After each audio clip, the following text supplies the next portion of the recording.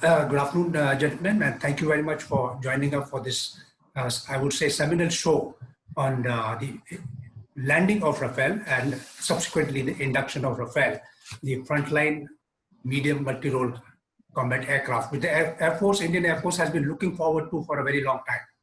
I suppose it's after many, many years that a new genre of combat aircraft is being now inducted into the Indian Air Force. And not only the Indian Air Force, but the Indian Armed Forces are really looking forward to this landing of the Rafale and also the subsequent induction as we go by. This also comes at a time when we are facing a challenge across our line of actual control in Eastern Ladakh.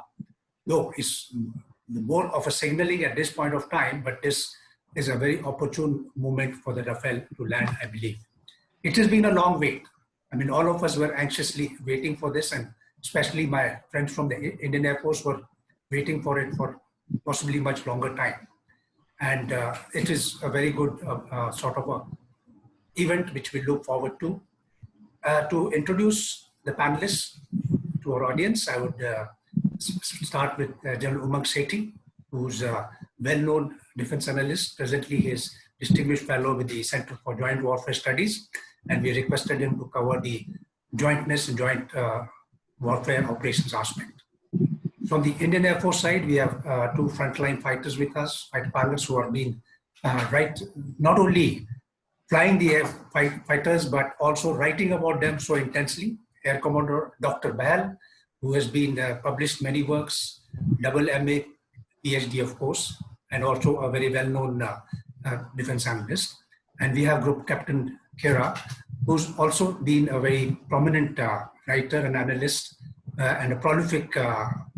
His articles are really worth reading and going back to many times. So thank you, gentlemen, for joining us today. And we are going to basically discuss four very important issues which I thought are relevant today, not only as defense analysts, but possibly for the lay public at large. The first, of course, is the characteristics of the Rafale, which make it so special. I mean, for the defense people, maybe we have studied this, but for a lay public, how does it become so special that a significant addition takes place to the Indian Air Force capability? The second aspect is what does it mean, this acquisition and induction of Rafale, what will it mean to the overall capability accretion of the Indian Air Force and the frontline Air Force, I would say, not only regionally, but in the world.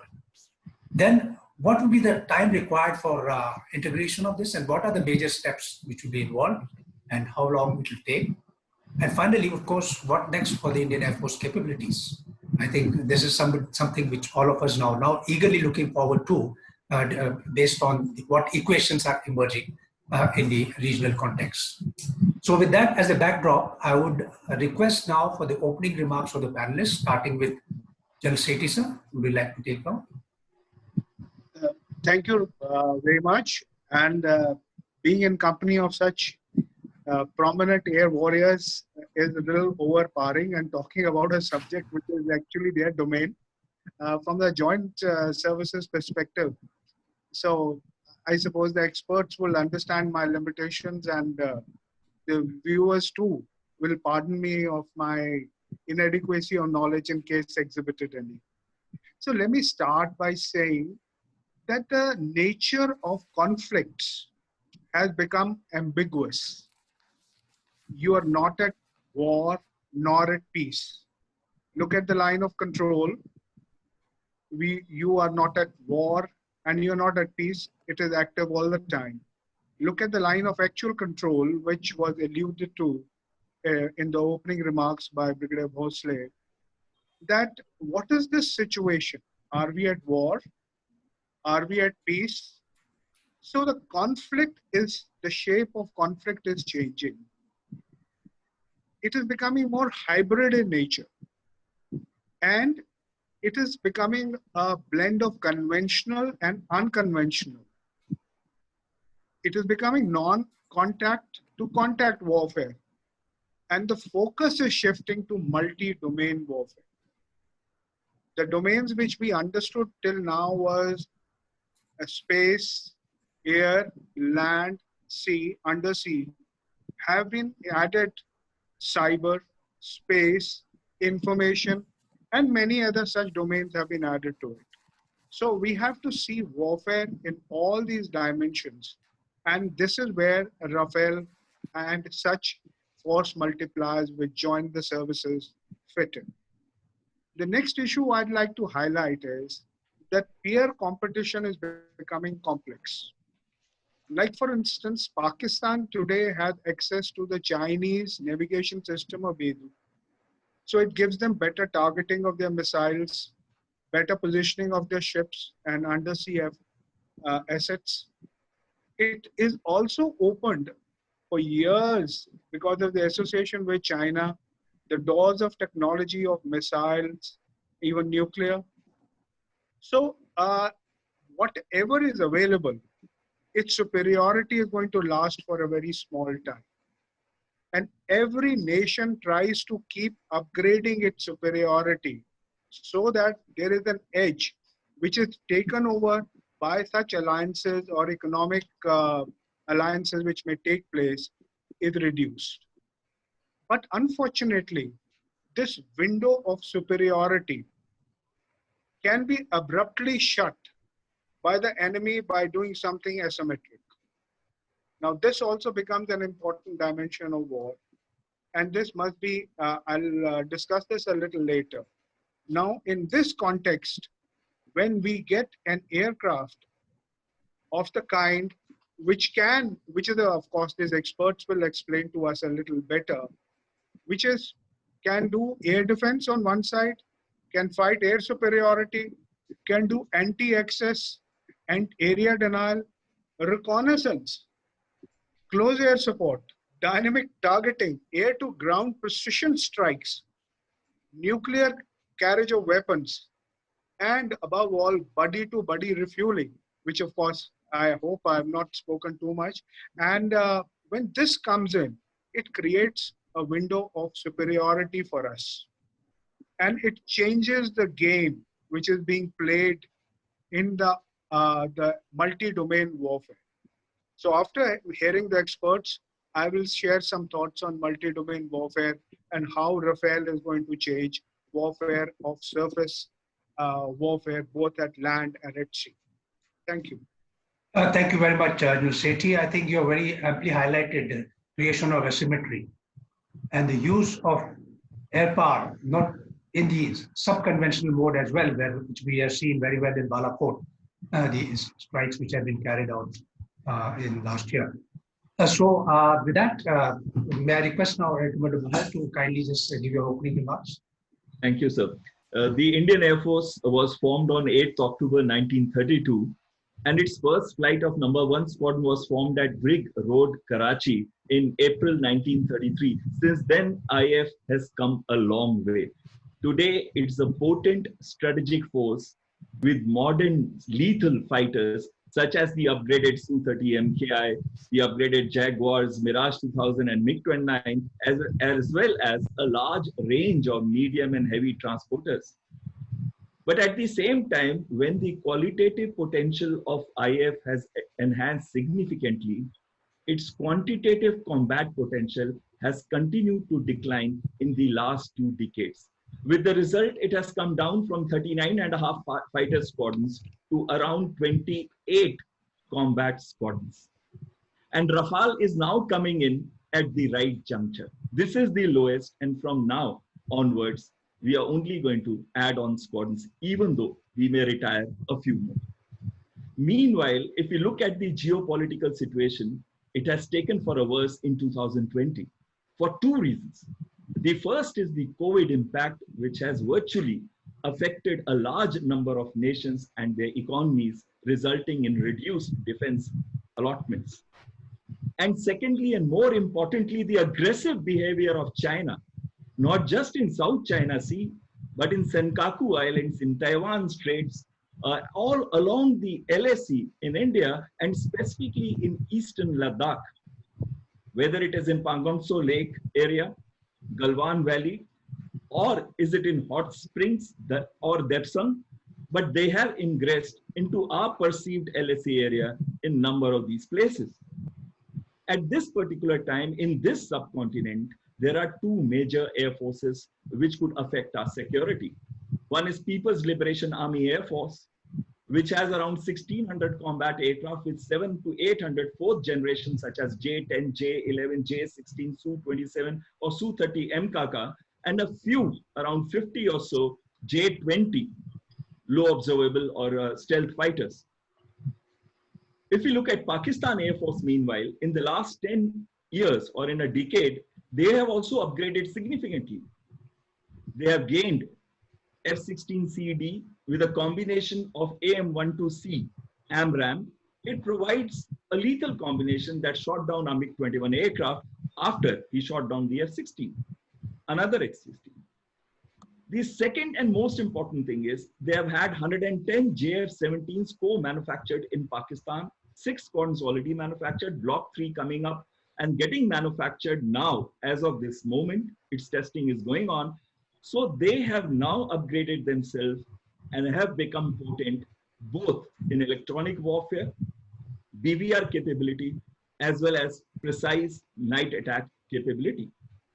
In this environment, at this time, when a threat of war is real, and also that a two-front approach may take place because Pakistan may jump in also, it is imperative that we have a force multiplier, a game changer. And that is where Rafale comes in. Rafale is going to provide us a significant boost in a multi-domain operations.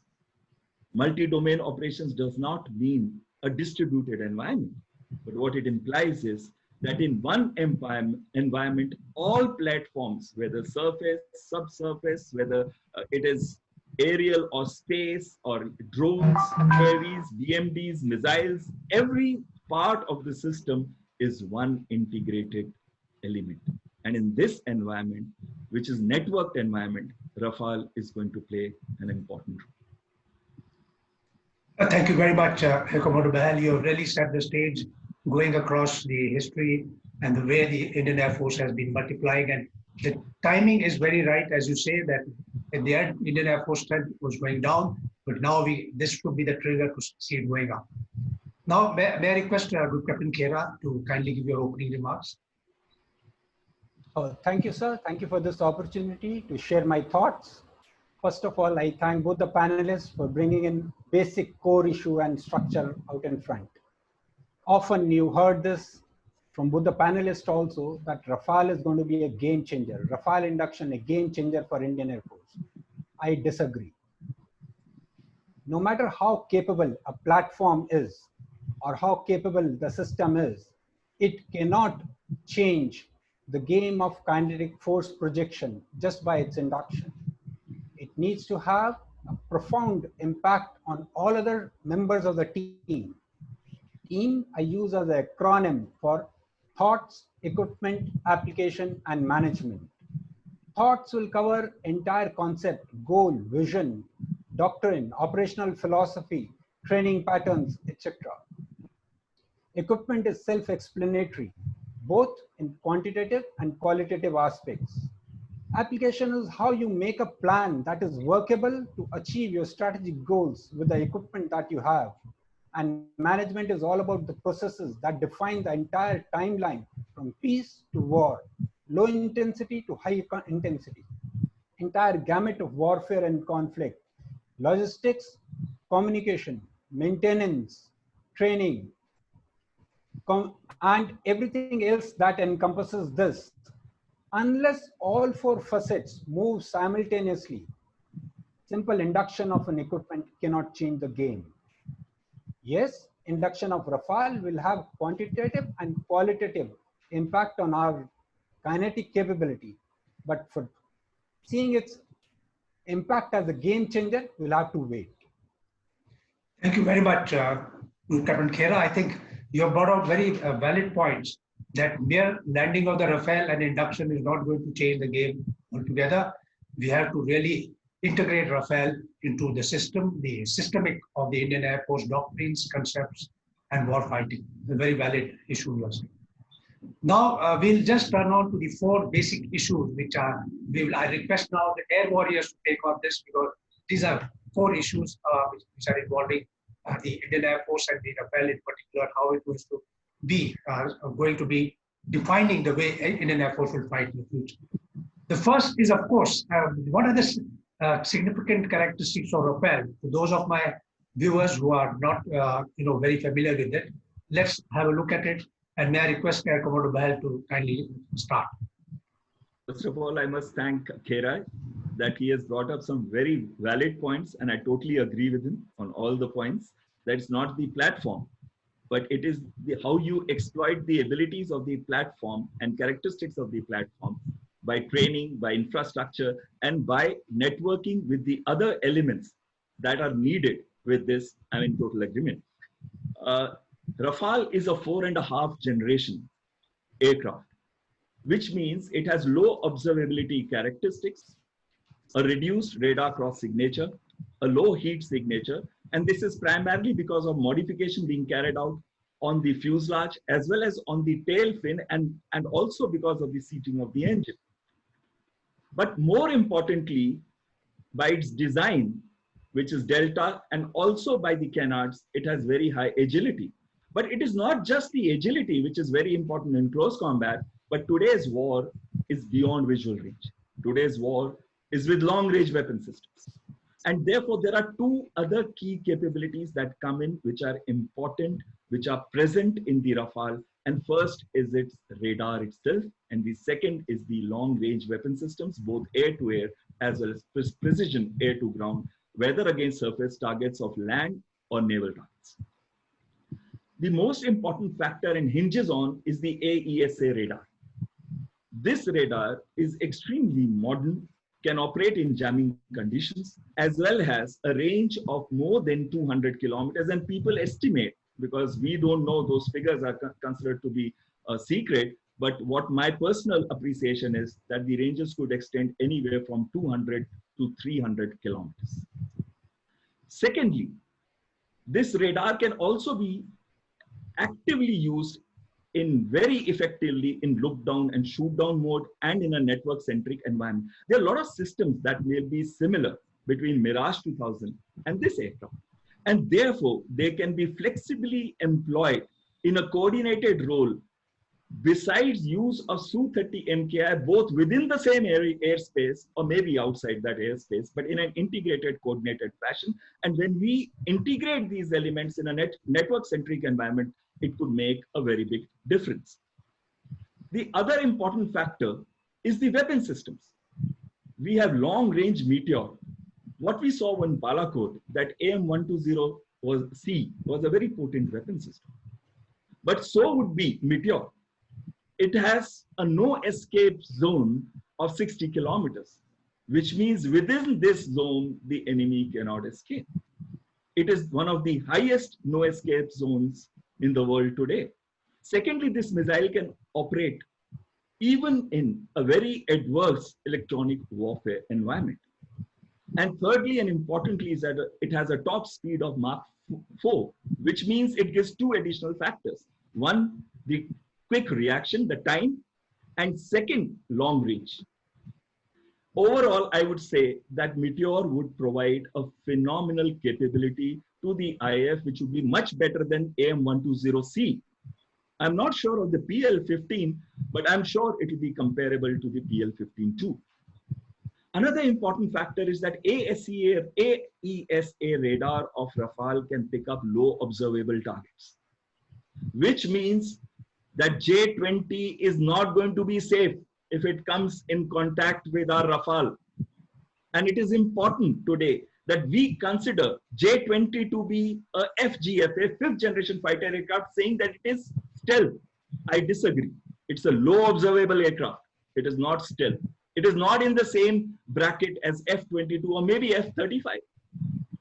The other factor is the long-range precision weapons that are fitted in this Scalp, which is also a stealthy missile.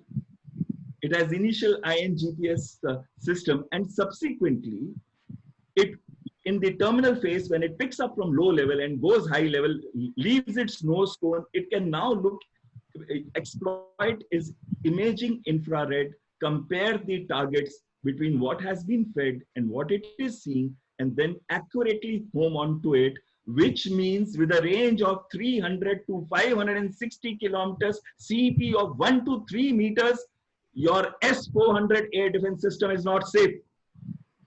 If we follow correct operational tactics, the major integrated air defense network, which is a major strength of CLAF in the Tibetan Autonomous Region, can be put to rest. The other factor is battlefield air interdiction. Now, it's not just the S-400 that the SCALP can take on. It can also take on air bases, air defense radars, or missile sites, and especially that become important because they are going to be underground. The next factor is the battlefield air interdiction. When we look at battlefield air interdiction, we have a missile called Hammer. We are procuring that.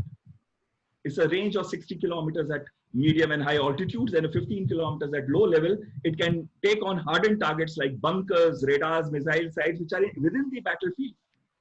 And the aircraft need not cross the border at that place, remaining relatively safe.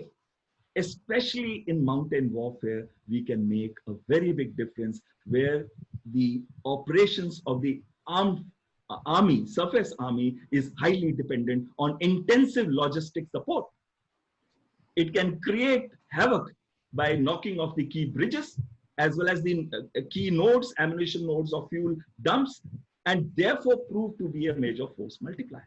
AIM-39, of course, we know, but in this place, Ladakh, it may not be that important. Finally, I want to just say one more thing. It is based at Ambala, equally distant from LOC, equally distant from LAC.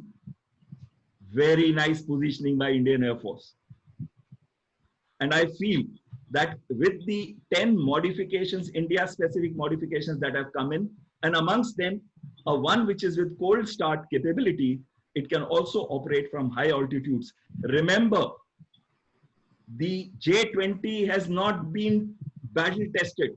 Remember that the Su-27, Su-30 MKK have not been battle tested, whereas the Rafale has been battle tested in Libya, Mali, Egypt, Iraq, Syria, in so many places, and these weapon systems have performed accurately. The aircraft have behaved admirably. It is going to make a large difference, but the numbers are less. And we need to have more numbers. I personally feel we need to quickly go in for another 2 squadrons of Rafale till we have a 5th generation fighter aircraft. Thank you. Thank you very much, Air Commodore Bahal. I think you have very highlighted some of the very important characteristics of what Rafale brings in, particularly the ISR radar, as you said, the range of missiles and the destructive power that it can carry on, and also placed it in context. May I request now, Group Captain Khera, could you kindly take on this characteristic aspect? Thank you, sir. Most of the issues have already been covered by the fellow panelists and my dear instructor. I'll just touch upon it from a different perspective altogether. What is it that a combat aircraft is expected to do in war? 3 things. 1, launch weapons on hostile aerial targets. 2, neutralize designated surface-based, be it on land or maritime domain targets. And 3, map the battle space to the best of ability with all its sensors so that situational awareness for every combatant who's present in the battlefield, be it on land, sea, or air, is improved. Now, with these 3 basic tenets, let's look at what is Rafale. Low observability is the first characteristic that Air Commodore Bahal has already brought out, and its implication. Yes, it is not a stealth fighter, but it is still low observable, and in air combat, if you can't see somebody with your eyes or with your sensors, you can't hit it. So there is where it gains substantially. Second, its design, airframe configuration, and engine configuration and fuel capacity. It is a fuel efficient platform which can go for longer duration to a longer distance. That means getting airborne from a place, it can cover a larger area for offensive missions, or for defensive missions, it can stay on station for a longer duration of time. What does this entail? Basically, it says that you need lesser number of aircraft for round-the-clock operations. When you have lesser number of aircraft, everything down the chain gets affected. So you have an operation which is very good as far as the range and fuel efficiency is concerned. Third, sensors, he's already brought out to a certain extent. I look at it slightly differently. The sensor capability is not only in terms of range or operation in electronic warfare environment. It's the high fidelity that these sensors have. And it can map the battle space, a very large area of battle space, very accurately. And this is a boon for any military commander to know exactly who is there and what is he doing. Fourth, it is the weapons. He is already explained in detail, so I'll not touch upon it. It is the longer the range, the better it is. That is the gospel as far as the air delivery weapons are concerned.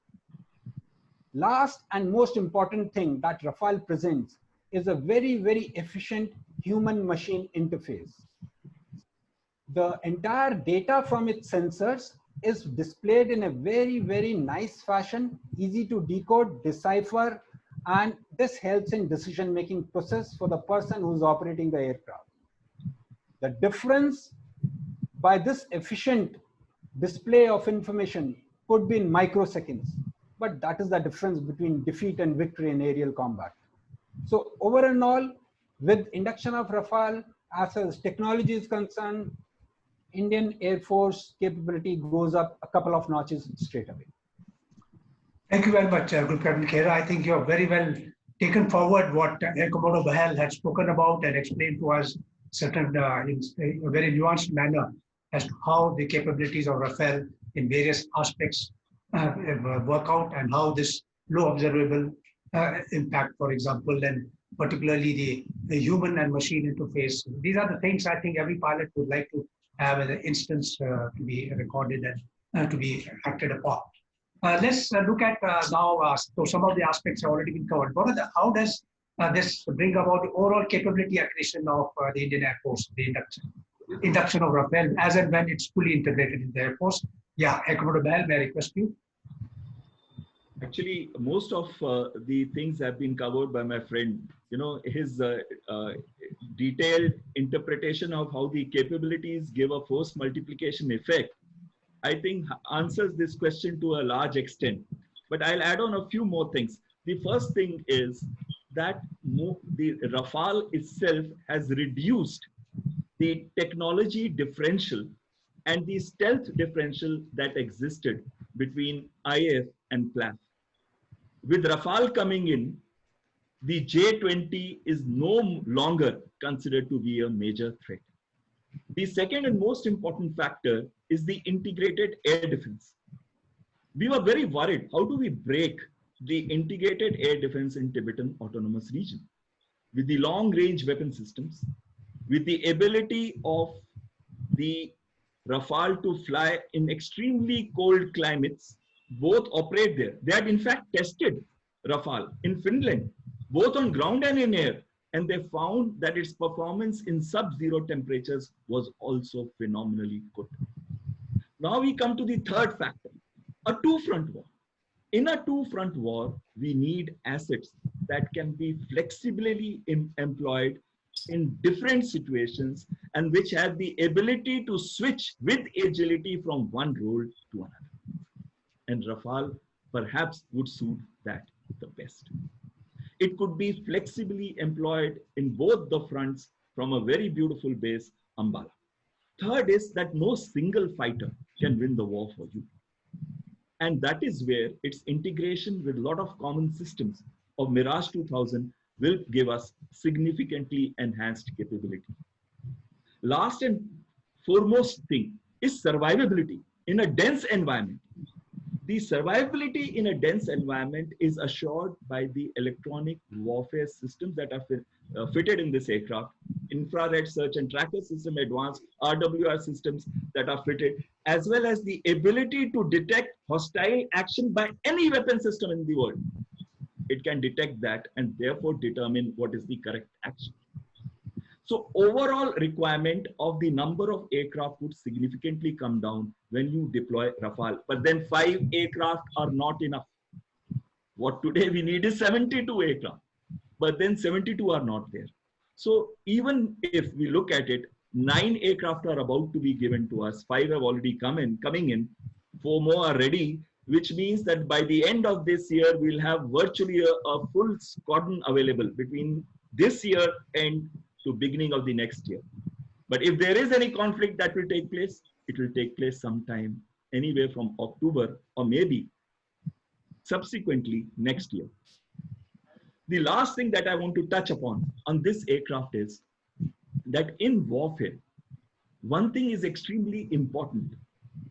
The fear that we create in the minds of the enemy, because at the end, it is the will of the enemy that you are targeting. And when the will of the enemy is broken, he's finished. And today, by coming of Rafale, we are actually hitting at the will of both Pakistan Air Force as well as PLAF. Maybe we can never go back to 39.5 squads, because as I look at it, by 2030 with all the accretions that we are going to plan, probably we are looking at 32 to 34 squadrons. But if those squadrons are based on Rafale, this accretion will have phenomenal impact, along with 2 FGFA squadrons, such as the F-35 and more AWACS aircraft. Thank you. Thank you, Commodore. I think you have very well highlighted how the capability of the Air Force will build up with the technological superiority as well as the future capabilities like the stealth, etc. Group Captain Khera, may I request you now to put your fine words in this. Thank you for the compliments, fine words. But I'll just take on from where Air Commodore Behel has left. In any future conflict, it is for sure that Rafale will lead the air campaign. But 36 is a very small number. And this number is not enough sufficient to orchestrate any foreseeable air campaign. So it will be a game played with Rafale in the lead, with support of Sukhois, Mirages, MiG-29s, Jaguars in support. The only way the full capability of this system and its sensor can be exploited is when everyone, all combat aircraft of Indian Air Force get onto a common operational data link. With that, all inputs from Rafale can be shared with the fellow combatants in air, and that will be a game changer in true sense. But will the numbers go beyond 36? It's anybody's guess.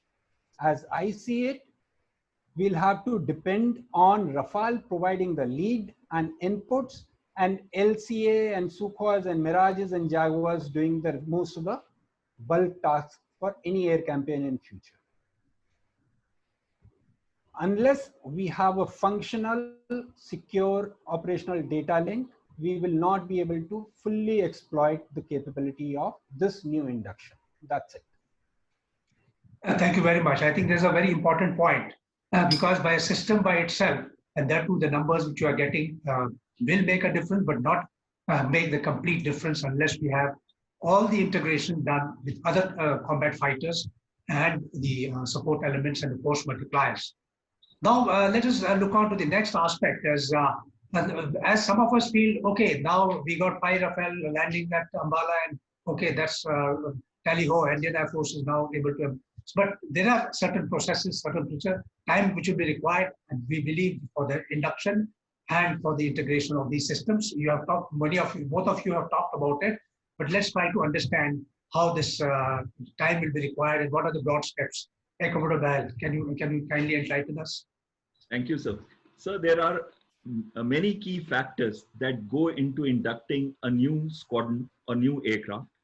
And the first and foremost factor is the ground infrastructure, the specialized equipment, the avionics bay, the radio bay, the different bays that are required to be made, the maintenance structure, the servicing network, and also importantly, to have SOPs in place for operational flying, for maintenance, for servicing, for ground handling, for air combat, and operational philosophies, whether these philosophies have been practiced.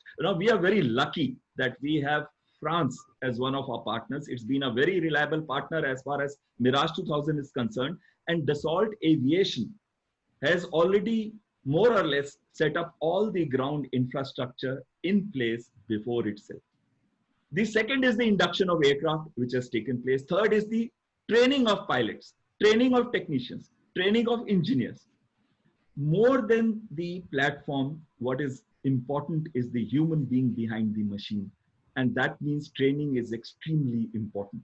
Our pilots, our engineers and technicians have already trained in France. They're already familiar with our own local flying environment. And also importantly, 17th Squadron has been resurrected in November. Since then, more than 6 months have passed. They are already getting ready to take over the aircraft. When the aircraft come here, what do we need to do subsequently? And more importantly, the weapon systems. The weapon system, without weapon system, there is no potency of the aircraft. Initially, the weapon systems were supposed to come in October 2020. But after our special request, all the critical weapon systems are already in place in the required place. Which means that in a hurry, if Rafale has to take operational mission, it will not take too much of time. It will take some time, but it will not take too much of a time to get fully operational. So what are the things that we are looking at before we go into combat? The first thing is familiarization of the area of operations. This is extremely important for pilots. There would be a need to fly a few sorties in the Ladakh area. Second is taking part and practicing those operational missions that they are likely to fly. Maybe some of this is already flown in France, but some would still need to be carried out in the terrain where we are going to use them. Thirdly is to position those assets where alternate bases where they can be employed for, which I'm sure with a professional Air Force, Indian Air Forces, they would have already pre-positioned them. The fourth thing is, it's not just one aircraft. They have to fly along with other aircraft in integrated packages, which means these would need to be practiced here at home. My friend had mentioned, one very good thing. And Group Captain Khera is no longer my student. He is an instructor in himself, a capability, and I am also learning a lot from him today after hearing him. Very important is how this platform operates in conjunction with other platforms, whether it is Su-30 MKI in a network environment, or whether it is Mirage 2000, whether it is Jaguar, whether it is MiG-29, because all of them would be important kegs in this entire game of warfare. And this is where those practice air dominance, practice ground attack missions would need to be carried out in the familiarized terrain. Lastly, I would say that there would have been, I'm definite, a short syllabus which they must have prepared. And I'm sure that a professional Air Force that Indian Air Force is, they would ensure that each pilot who's going to fly this aircraft is fully conversed with that. Each engineer is fully conversed with it. Each technician is fully conversed with the op turnaround methodology, processes, and timings. And that everyone in the base would be geared up for the same to support this hugely positive platform. We need to give probably, in my mind, 3 weeks. 3 weeks is what I feel. These pilots need, they are professional pilots, they are trained pilots, they are ready. Our crew are ready, our engineers are ready. In 3 weeks, I feel they'll be combat worthy and ready to take on operational missions in Ladakh. Thank you very much. I think that's a very positive message you are sending. Now I'll request Group Captain Khera, if you can supplement or add on or give your point of view. And also I'll request you to take on the next question, which we have, what next for the Indian Air Force? So a bit of combination of both. So may I request you, Group Captain Khera? I'll do that. I'll just take off from where Air Commander Behel has left. If you have to operationalize a new system, you need to look at 4 verticals independently and in conjunction with each other: operations, maintenance, logistics, and the human resource verticals. Operations is already touched upon. We need to have operational philosophy, operational doctrine, operational tactics in place. Some of it would have been practiced in France, but when they come back here, they need to integrate with the rest of the fleets, and we'll have a full platform available for full exploitation. Now, coming to the maintenance.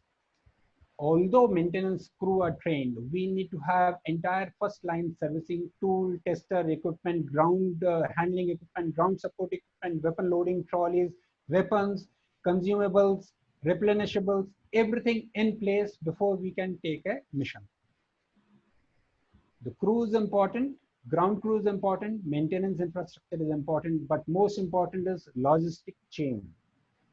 When you fly a complex machine like an aircraft, a combat aircraft, advanced combat aircraft, certain parts will require repair and replacement. You need to have a free flow of all these things so that the missions can go on. One mission, definitely, first mission we can take on, no problems at all. He's saying 3 weeks, I can say even faster than that because everything is already in place. But the proof of the pudding will be in carrying out sustained high tempo operations round the clock. For that, a logistic chain has to be very, very robust. Though the contract itself has performance-based logistics, how fast it is set up and how does it actually perform will define the tempo. And second aspect will be how fast we can replenish the consumables and weapons, that will define the tempo. And as far as the human resources concerned, we need to have at least 5 sets of ground crew, 3 for round the clock operation, 1 for first line, second line servicing, and second for any repair or any rectification that is to be undertaken. That is going to take time. One set is ready, but to multiply it by 5 times is going to take time. Second is the air crew availability. To fully exploit a platform at high tempo, round the clock, you need minimum 2.5 pilots per cockpit. Present contract says we'll have 36 pilots trained in France. Right now, the status is 1/3 of that. By the time 2022 all aircraft are delivered, probably we'll have 36, but we need to have minimum 90. And this is what is going to take time. And in the interim, should Rafale be employed for operational duties, the training will suffer.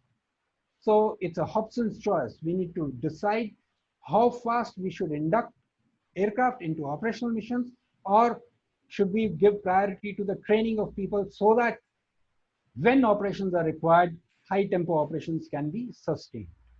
This is as far as induction of Rafale is concerned. Now coming to the next point of what next for Indian Air Force. As General Umang Sethi had brought out, the nature of war has remained same, but its characteristics are changing drastically. In this century, hybrid war, gray zone, no peace, no war is a overarching theme. What is the role of air power in that? If you look at the characteristics of current conflict situation or current situation, there are 3 things that stand out. One, battle space is expanded. Earlier, it was a small front on land or in sea, but now its entire country is a battle space. Second, there is a time compression. The time available to initiate a kinetic action is very, very small, a small window. Once it goes, you cannot undo it. And third is how everything is linked to each other, multi-domain. Now, in this, air power has a different role. You need to have a force capable of mapping the entire battle space with high fidelity. Air Commodore Behel mentioned AWACS. Yes, we need to have surveillance systems for airspace. We need to have surveillance system for surface forces. We need to have surveillance systems for maritime domain. Right now, this capability is very limited. Unless we have a robust surveillance system, whether it is surface-based, aerial platform, or space-based, a combination of these three, communication-based or electromagnetic spectrum-based, everything has to be clubbed together to give a realistic battle space picture to the military commander. Unless he has that, he will be always at a disadvantage vis-a-vis his opponent.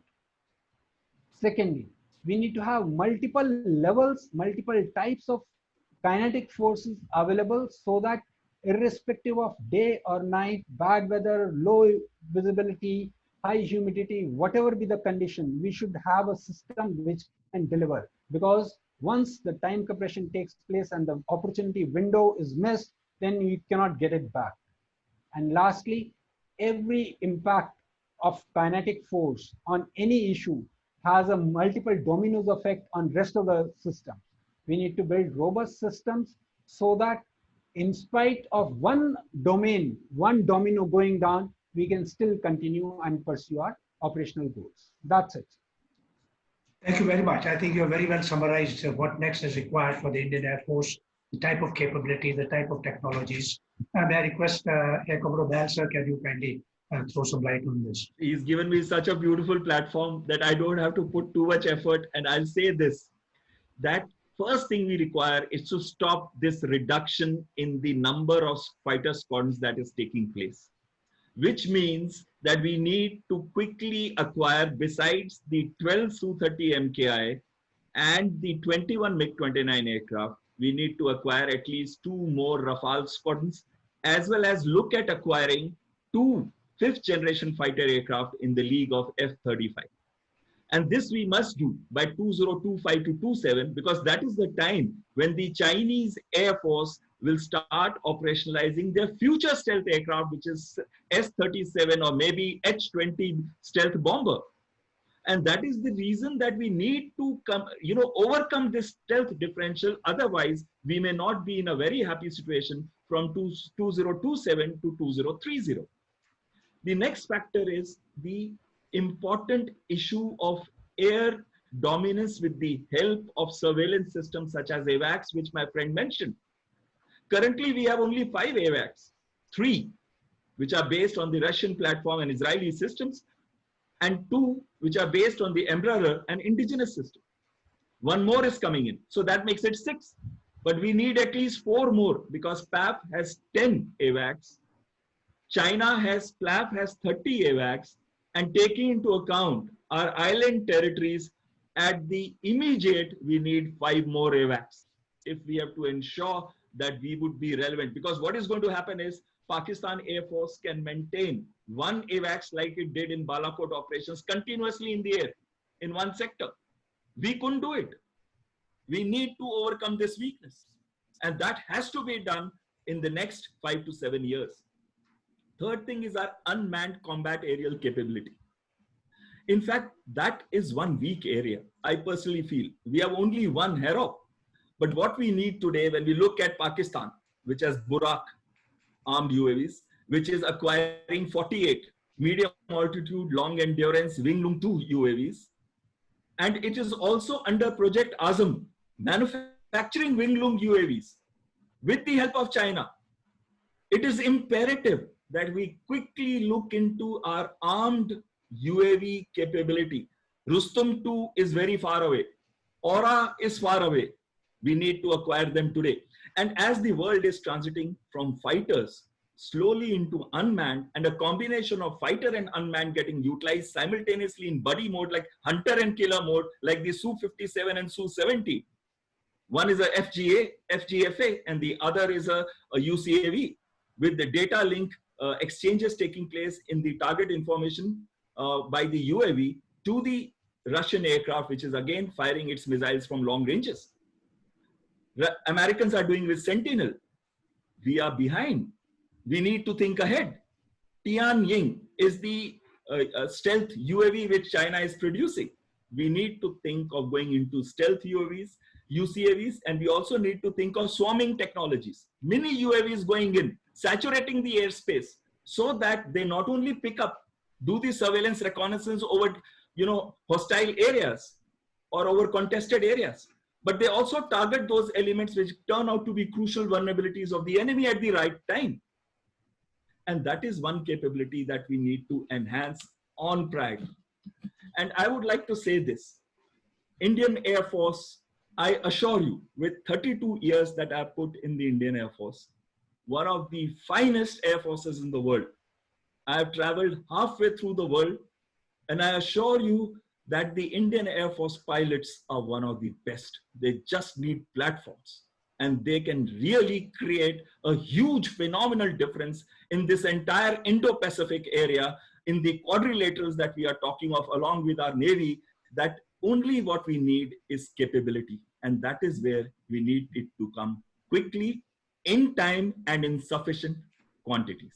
Thank you. Thank you so much. Thank you so much. I think you have put the, both of you have very clearly identified what are the future requirements of the Air Force, and the overall discussion from the Air Warriors point of view has been excellent. And now we set the stage for General Sethi.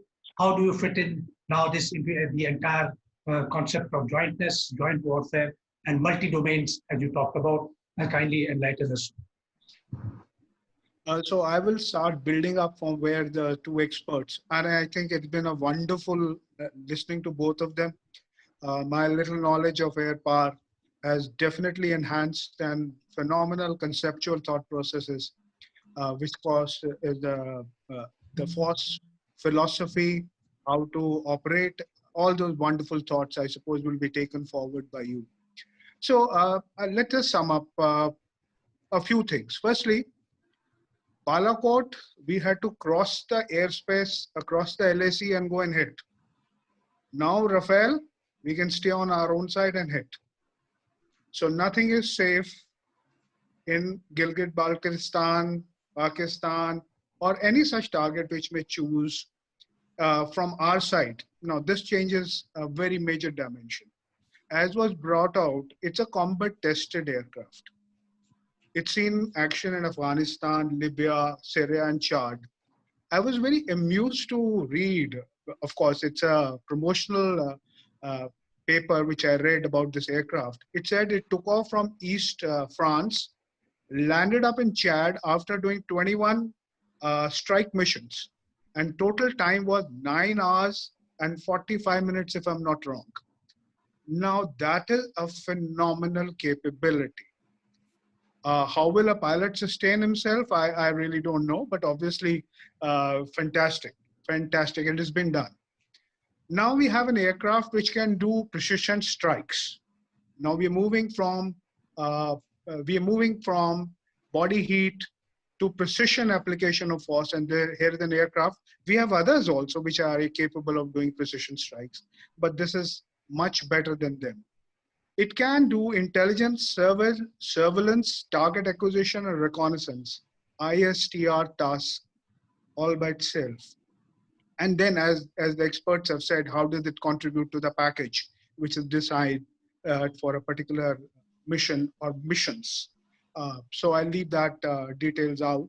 And strike coordination and reconnaissance is something which was again alluded to by one of the experts. Now, this is something which air warriors understand it far better than others.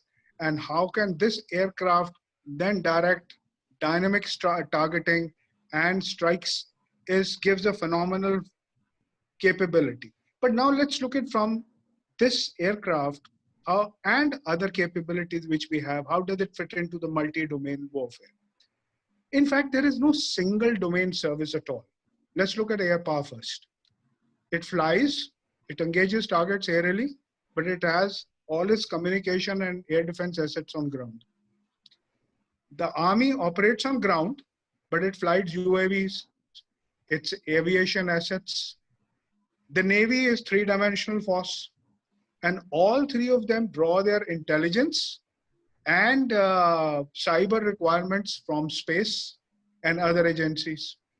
So today, collaboration between domains, which was the old phenomena, that air power coming to the support of surface forces or surface forces coming to support of each other has gone into domains. Like for instance, it's possible for Army aviation assets or UAVs from the land forces to assist an aerial package. Similarly, the special forces could create conditions for operations across. Similarly, on the naval side, this could happen. Now, what is happening is the breakthroughs which are going to take place of forces are going to be, let me first make a little theoretical construct. Suppose there is a ground forces operation going on, and it's a maneuver which is taking place. At a point in time, it'll start tapering off. In the military technology terminology, it is called culmination point. Now, if we have a fantastic air platform like Rafale or a package built around Rafale, that can start taking on the job and start destroying targets or creating such environment of electromagnetic spectrum or other conditions which they could create, wherein the land forces which was tapering out, its culmination point could be enhanced. Similarly, there would be a point in time where aerial operations will start reaching their culmination point. And that is where the ground forces or the surface forces, it is applicable to both the naval forces and the land forces, will have to start working on it. Now, so far what we have heard from the experts is understanding this warfare in the air dimension. Now we have started opening up another doctrinal avenue, which needs to be now thought through, like we've been talking about swarm drone or UAVs or armed UAVs coming in. Now all these are going to operate with surface forces. The surveillance system which we have talked about are going to operate with not only with aerial assets, but also with the surface forces. So another doctrinal shift has to be made. The ideas will have to take on this job of defining these new doctrines. So like we have the Air Combat Development AST. So we'll have to develop certain more such institutional framework where these thought processes, these concepts are tried, tested, and then deployed in fighting the next war. At the moment, what is happening is, आप दाल बना लो, मैं चपाती बना लेता हूँ, इकट्ठा खा लेते हैं.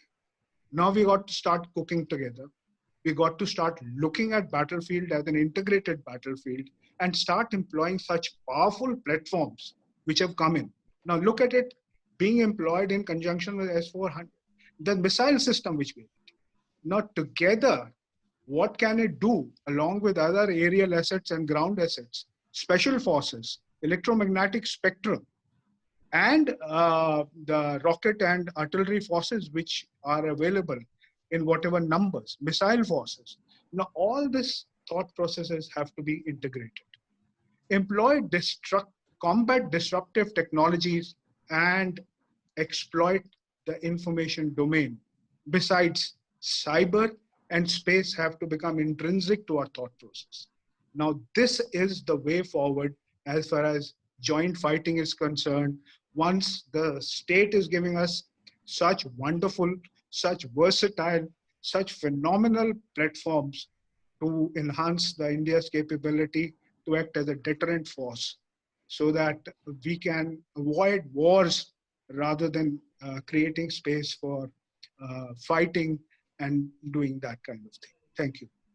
Thank you very much, General Sethi, and thank you very much, gentlemen. It has been a very enriching experience, and I hope and presume that the induction of Rafale is not only going to be for the Indian Air Force a boon, but the overall multi-domain aspect, as General Sethi has highlighted, and both of our air warriors are highlighted.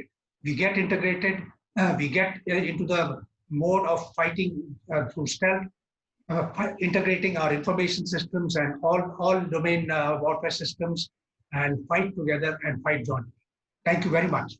Thanks a lot, gentlemen. And here Right. we Jai Hind.